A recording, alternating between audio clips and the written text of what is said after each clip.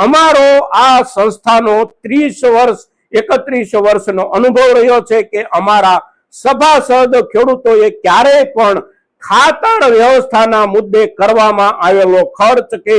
ખાતર સંસ્થામાં પડ્યું રહ્યું 1000 બોરી 1500 બોરી કે 2000 બોરી 6 મહિના પડ્યું રહ્યું 4 મહિના પડ્યું રહ્યું તો એના ઉપર લાગતો આર્થિક ઘસારો પણ ક્યારેય ધ્યાનમાં નથી લીધો અને એટલે જ અમે અમારા સભાસદો માટે વધારેમાં વધારે વ્યવસ્થા કરી શકીએ છીએ અને વધારેમાં વધારે વ્યવસ્થા કરવાનો ઉત્સાહ પણ અમને એટલે જ બને છે કે અમારા સભાસદોની ખેલદિલી જે છે એ ખેલદિલી અમારા ઉત્સાહને જાળવી રાખે છે મિત્રો। તો આજના દિવસે આપણા ખાતરો પાયાના ખાતરો હોય તો પણ ભલે અને પૂરતી ખાતરો હોય તો પણ ભલે એની ઉપલબ્ધિની સમસ્યા હોય કે એના વધતા ભાવોની સમસ્યા હોય સાથે સાથે ખેડૂત તરીકે આપણી ફરજમાં જે આવે છે એ મુદ્દાઓ હોય આ દરેક મુદ્દાઓની જ્યારે ચર્ચા કરીએ છીએ ત્યારે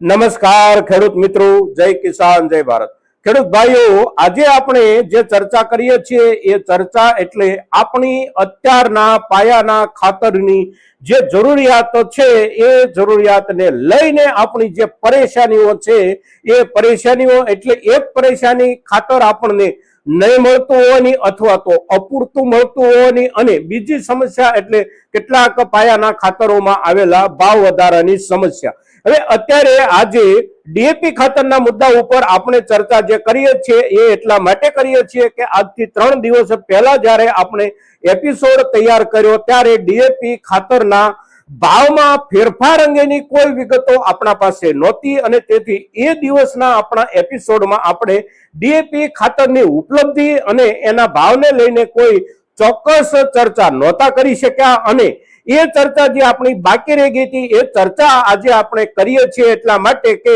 અમારી સંસ્થામાં ગઈકાલે સાંજના સમયે ડીએપી ખાતર જે કાંઈ આવ્યું છે એ ડીએપી ખાતર શું ભાવથી આવ્યું છે અને સાથે સાથે આપણા કોઈ પણ ગામમાં કે કોઈ પણ જિલ્લા તાલુકામાં ડીએપી ખાતરને લગતી જે કાંઈ સમસ્યાઓ અત્યારે આપણે અનુભવી રહ્યા હોઈએ એ સમસ્યાઓનો સામાન્ય રૂપમાં ઉકેલ કેવો હોઈ શકે અને જે સંસ્થાઓમાં થોડી ઘણી ઉપલબ્ધિ હોય એના કારણો શું હોઈ શકે આ મુદ્દાઓ બહુ સમજવા જેવા છે અને તેથી આજના આ એપિસોડમાં આપ સૌ દર્શક મિત્રો અવશ્ય બન્યા રહેજો। તો દર્શક મિત્રો, આપણે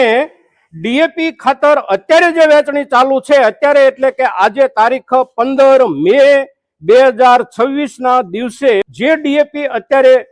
નવી રવાનગીઓ આવી રહી છે અને નવી રવાનગીઓ જે ભાવથી ખેડૂતોને પહોંચાડવામાં આવી રહી છે એના ભાવની વિગત એક વખત જોઈ લઈએ, જાણી લઈએ। હજી પણ ડીએપી ખાતરના ભાવમાં અત્યાર સુધી કોઈ પણ વધારો અમલમાં નથી આવ્યો। જે જૂનો ભાવ હતો એ જ ભાવથી અત્યારે હજી પણ ખાતરનું વિતરણ શરૂ છે અને અહીંયા આપણે ખાતર વિતરક સંસ્થાના ગોડાઉન ઉપર ઊભા છીએ અને આ ગોડાઉનમાંથી સવારથી ડીએપી ખાતરની વહેંચણી એના સભાસદો ખેડૂતોને કરવામાં આવી રહી છે અને જે ભાવ છે અત્યારના ડીએપીનો આ ભાવ પણ આપણે જોઈ લઈએ।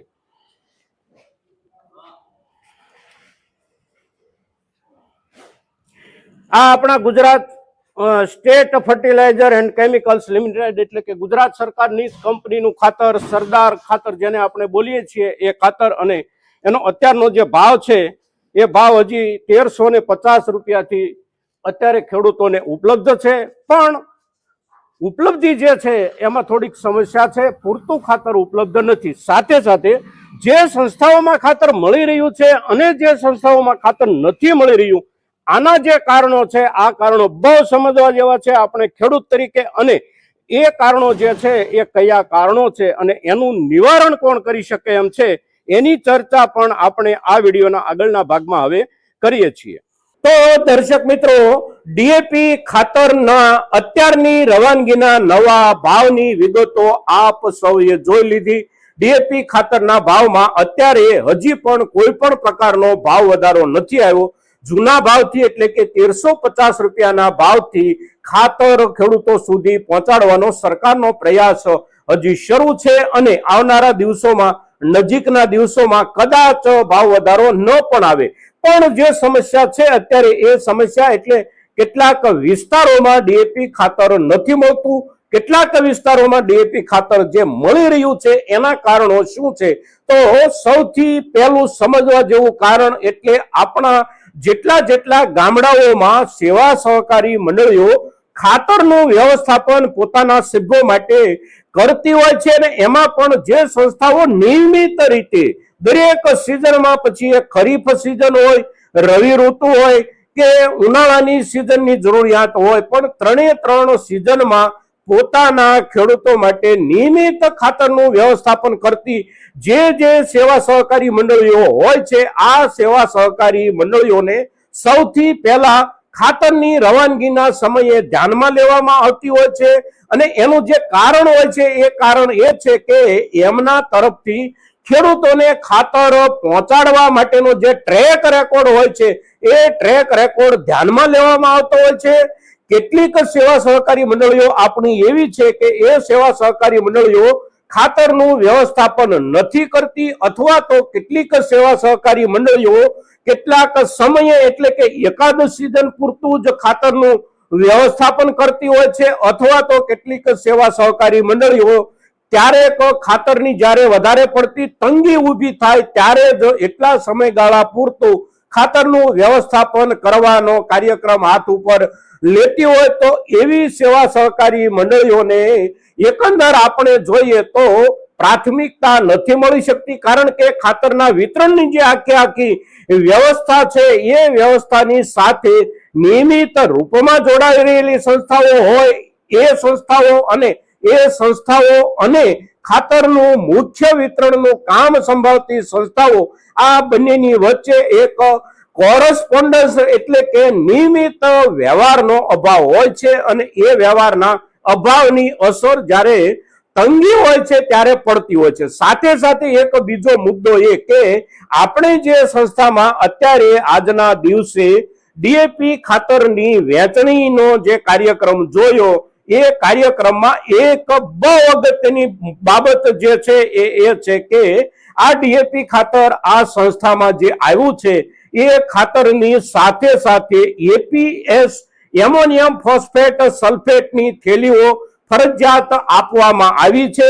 પાછળના સમયમાં પણ ડીએપી જ્યારે ઉપલબ્ધ કરાવવામાં આવ્યું હતું ત્યારે પણ એપીએસ 20-013 આપવામાં આવ્યું હતું સાથે સાથે, અને એપીએસ 20-013 સાથે આપવામાં આવતું હોય અથવા તો બીજું કોઈ પણ ખાતર કંપનીઓ તરફથી સાથે જ્યારે આપવામાં આવતું હોય ત્યારે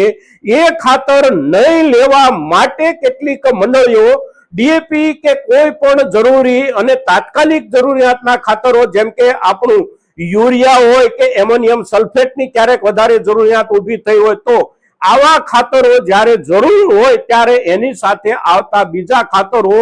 લેવાનો ઇનકાર કરતી હોવાના કારણે પણ આવી મંડળીઓ સુધી ખાતરો પૂરતા જથ્થામાં નથી પહોંચતા. હવે મંડળીઓ ના શા માટે પાડતી હોય છે આ મુદ્દો પણ સમજવા જેવો છે. મંડળીઓ જે ના પાડે છે કેટલાક ખાતરો ઉતારવાની, એનું સૌથી પહેલું કારણ જે હોય છે એ કારણ એ હોય છે કે કેટલાક ખાતરો કેટલાક ગામડાના ખેડૂતો બિલકુલ નથી વાપરતા હોતા અથવા તો બહુ ઓછા જથ્થામાં વાપરતા હોય છે, અને તેથી જે તે સંસ્થા એ ખાતર બીજા ખાતરની સાથે ફરજિયાત રૂપમાં આપવામાં આવતું હોય ત્યારે એ ખાતર ખાલી કરે, પોતાના ગોડાઉનમાં ઠાલવે, લાવે, ઉતારે તો એનું વેચાણ ન થતું હોવાના કારણે સંસ્થાઓની બહુ મોટી રકમ એમાં રોકાઈ રહેતી હોય છે, અને ક્યારેક એવું બને કે આખી સિઝન પૂરી થઈ જાય, આખું વર્ષ પૂરું થઈ જાય તો પણ કેટલાક ખાતરની બ્રાન્ડ, કેટલીક થેલીઓ સંસ્થાઓના ગોડાઉનમાં વેચાયા વિનાની પડી રહેતી હોય છે, અને તેથી સંસ્થાને બહુ મોટું આર્થિક નુકસાન જતું હોય છે. અને એ આર્થિક જે નુકસાન જાય એનાથી બચવા માટે પણ સંસ્થાઓએ ક્યારેક જરૂરી ખાતર પણ જતું કરવું પડતું હોય છે, એટલા માટે કે એની સાથે કોઈ બીજું ખાતર આવતું હોય અને એ બીજું ખાતર ન ઉતારવાના કારણે જરૂરી ખાતર જતું કરવું પડતું હોય છે. હવે આ જે સમસ્યા છે એ સમસ્યાનો ઉકેલ આપણા સેવા સહકારી મંડળીના સભ્યોના હાથમાં હોય છે, અને જે સેવા સહકારી મંડળીના સભ્યો એક વાત એક ખેલદિલી સાથે સ્વીકારવા તૈયાર હોય કે ખાતર જે સેવા સહકારી મંડળીઓ ખેડૂતો માટે વ્યવસ્થાના રૂપમાં પહોંચાડવાનો પ્રયાસ કરતી હોય એ ખાતરના વેપારમાં નફો કેટલો થયો, અગર તો નફાની જગ્યાએ નુકસાન ગયું છે તો એ નુકસાનને પણ હસતા મોઢે સ્વીકારી લેવાની તૈયારી જે સહકારી મંડળીઓના સભાસદોમાં હોય એ જ સેવા સહકારી મંડળીના સંચાલકો વધારાની બ્રાન્ડના ખાતરો ઉતારી શકતા હોય છે અને આ પ્રમાણેની ખેડૂતો અને સભાસદોની ખેલદિલી અમારી સંસ્થામાં કાયમ માટે અમે અનુભવી છે। છેલ્લા 31 વર્ષથી અમારી સંસ્થાના સંચાલક મંડળ સાથે હું જોડાયેલો છું અને મારો એક નિરંતર અનુભવ રહ્યો છે કે અમારી સંસ્થાના 600 થી વધારે જે સભ્યો છે આ સભ્યોએ ક્યારેય પણ ખાતરના વ્યવસ્થાપનની પાછળ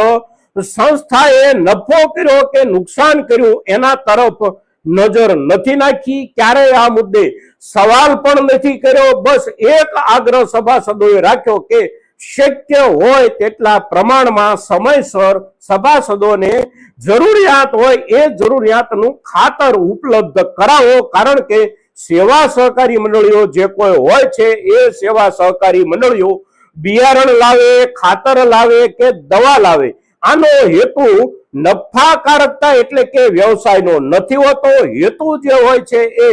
સભાસદો અને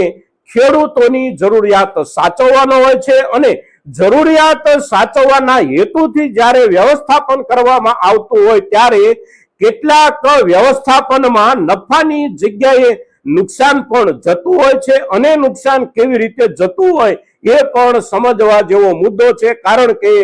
કંપનીઓ એટલે કે બ્રાન્ડેડ કંપનીઓ અને આપણા જે કોઈ સહકારી ખાતરના કારખાનાઓ છે એમના તરફથી સંસ્થાઓને આપવામાં આવતા ખાતરોમાં બહુ ઓછું માર્જિન આપવામાં આવતું હોય છે, એટલે કે એક થેલી દીઠ જે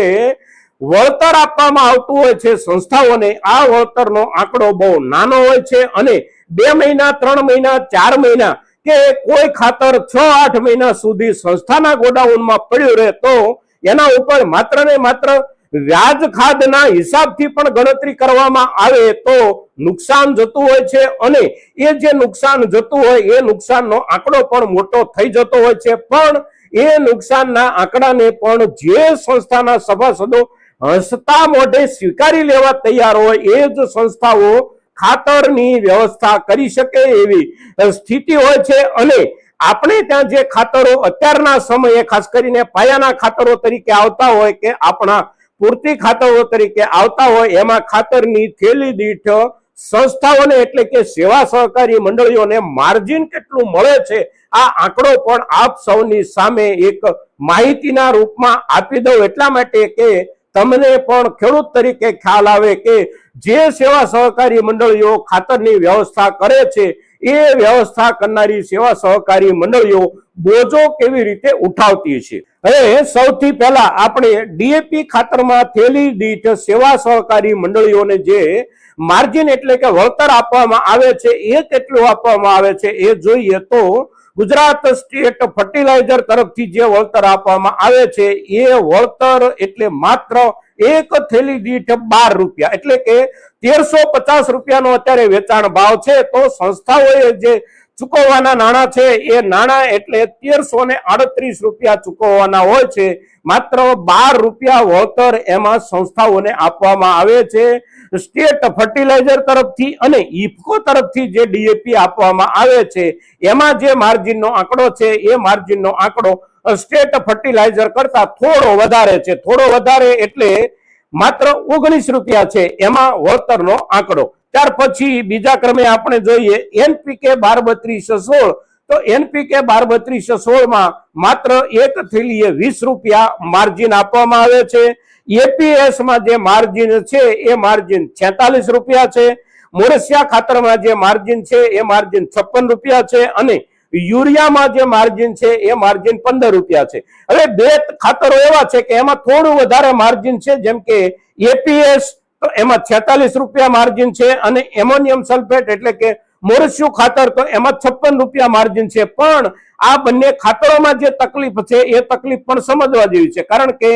જે મોરસ્યું ખાતર છે, આ મોરસ્યું ખાતર મોટા ભાગે આપણે ત્યાં ચોમાસાની ઋતુ દરમિયાન વધારે પડતો વરસાદ થાય તો જ ખેડૂતો એનો ઉપયોગ કરતા હોય છે. સામાન્ય રૂપમાં યુરિયાનો જ ઉપયોગ કરતા હોય છે. એટલે કેટલીક સંસ્થાઓમાં ખાતર ક્યારેક ક્યારેક આખા વર્ષ સુધી પડ્યું રહેતું હોય છે, ખાસ કરીને એમોનિયમ સલ્ફેટ. અને અમારી સંસ્થામાં પણ ક્યારેક ક્યારેક વર્ષભર ખાતર પડ્યું રહેતું હોય છે. એટલે આખું વર્ષ ખાતર પડ્યું રહે અને એના ઉપર 55 રૂપિયા વળતર મળતું હોય તો આ ખાતરની વ્યવસ્થા કરવા પાછળ સંસ્થાએ આર્થિક નુકસાન ઉઠાવવાનું રહેતું હોય છે. હવે આ જે માર્જિન છે, આ માર્જિનમાંથી પણ દરેક સંસ્થાએ ખાતર ઉતારવા માટેની મજૂરી બાદ કરવાની હોય છે અને ઉતારવા માટેની મજૂરીની અત્યારે જે દર ચાલી રહ્યા છે એ દર એક થેલીએ 4 થી 5 રૂપિયા આપવા પડે છે. રાત્રિના સમયે ટ્રક આવ્યો હોય અને રાત્રિના સમયે 11 કે 12 વાગે કે 2 વાગે ટ્રક ખાલી કરવાનો થાય તો ક્યારેક ક્યારેક 7 થી 8 રૂપિયા પણ મજૂરી આપવી પડતી હોય છે, કારણ કે ટ્રક ખાલી કરી જ દેવો પડતો હોય છે. જો ખાલી કરી દેવામાં ન આવે સમયસર તો એ ટ્રક વાળા ફરી વખત જે તે સંસ્થામાં ખાતર લઈ અને નથી આવતા હોતા, એટલે વધારાની મજૂરી ચૂકવીને પણ ખાતર અડધી રાત્રિએ ખાલી કરી દેવું પડતું હોય છે અને એવા સમયે 7 રૂપિયા કે 8 રૂપિયા સુધીની મજૂરી ચૂકવી અને ખાતર ખાલી કરી દેવું પડતું હોય છે. એટલે આ સ્થિતિ ખાતરોનું વ્યવસ્થાપન કરનારી સંસ્થાઓની હોય છે. એટલે આપણી જે સંસ્થાઓ એટલે કે આપણે જે કોઈ સેવા સહકારી મંડળી સાથે જોડાયેલા હોઈએ, આ સેવા સહકારી મંડળી પોતે આપણા માટે ખાતરની વ્યવસ્થા કરે અને વધારેમાં વધારે કાળજીપૂર્વક આપણી જરૂરિયાતના ખાતરનો જથ્થો આપણા સુધી પહોંચાડવાનો પ્રયાસ કરે એવું આપણે ઈચ્છતા હોઈએ તો એક ખેડૂત તરીકે આ મુદ્દાઓને ધ્યાનમાં રાખી અને આપણે આપણા પોતપોતાના ગામની સેવા સહકારી મંડળીના સંચાલકો જે છે એમને પણ પ્રોત્સાહિત કરીએ અને એમને એક ખાતરી આપણે આપીએ કે ખાતરની વ્યવસ્થા પાછળ સંસ્થા ગમે તેટલા નાણાં ખર્ચે તો પણ ખેડૂતો તરફથી ક્યારે એની સામે વાંધો વિરોધ ઉઠાવવામાં નહીં આવે અને વ્યવસ્થા જાળવી રાખવા બદલ સંસ્થાને અને સંસ્થાના સંચાલકોને અવશ્ય અભિનંદન આપવામાં આવશે. આવી ખેલદિલી ખેડૂત તરીકે આપણે બતાવીશું તો જ આપણે જરૂરી ખાતરો જરૂરી જથ્થામાં અને સમયસર મેળવી શકીશું મિત્રો. અને અમારો આ સંસ્થાનો 31 વર્ષનો અનુભવ રહ્યો છે કે અમારા સભાસદ ખેડૂતોએ ક્યારેય પણ ખાતર વ્યવસ્થાના મુદ્દે કરવામાં આવેલો ખર્ચ કે ખાતર સંસ્થામાં પડ્યું રહ્યું 1000 બોરી 1500 બોરી કે 2000 બોરી 6 મહિના પડ્યું રહ્યું 4 મહિના પડ્યું રહ્યું તો એના ઉપર લાગતો આર્થિક ઘસારો પણ ક્યારેય ધ્યાનમાં નથી લીધો. અને એટલે જ અમે અમારા સભાસદો માટે વધારેમાં વધારે વ્યવસ્થા કરી શકીએ છીએ અને વધારેમાં વધારે વ્યવસ્થા કરવાનો ઉત્સાહ પણ અમને એટલે જ બને છે કે અમારા સભાસદોની ખેલદિલી જે છે એ ખેલદિલી અમારા ઉત્સાહને જાળવી રાખે છે મિત્રો. તો આજના દિવસે આપણા ખાતરો પાયાના ખાતરો હોય તો પણ ભલે અને પૂરતી ખાતરો હોય તો પણ ભલે, એની ઉપલબ્ધિની સમસ્યા હોય કે એના વધતા ભાવોની સમસ્યા હોય, સાથે સાથે ખેડૂત તરીકે આપણી ફરજમાં જે આવે છે એ મુદ્દાઓ હોય, આ દરેક મુદ્દાઓની જ્યારે ચર્ચા કરીએ છીએ ત્યારે આપણા મહત્તમ ખેડૂતો સુધી આપણી ચર્ચા પહોંચે એ માટે આપ સૌના પ્રયાસોની અપેક્ષા સાથે જય કિસાન જય ભારત.